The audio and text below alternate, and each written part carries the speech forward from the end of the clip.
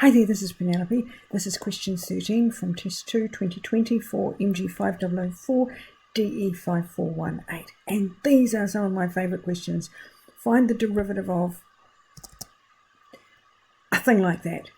And it looks impossible. You could do it by the product rule and the quotient rule and the chain rule, but wow.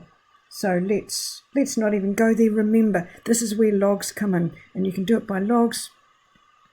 So taking the log of each side and at the same time kind of doing what you need to do.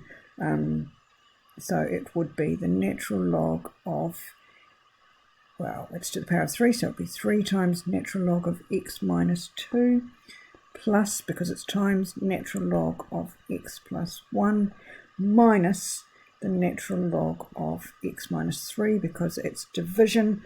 Now we differentiate, so the derivative of natural log of y is 1 over y times the derivative of whatever y is. And then this is where it's so easy. So the derivative of 3 natural log x over 2 would be 3 over x minus 2. And then we add 1 over x plus 1 minus 1 over x minus 3.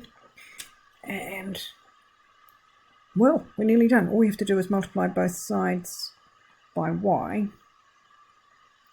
And y we're given, so I'm just going to put that straight back in again.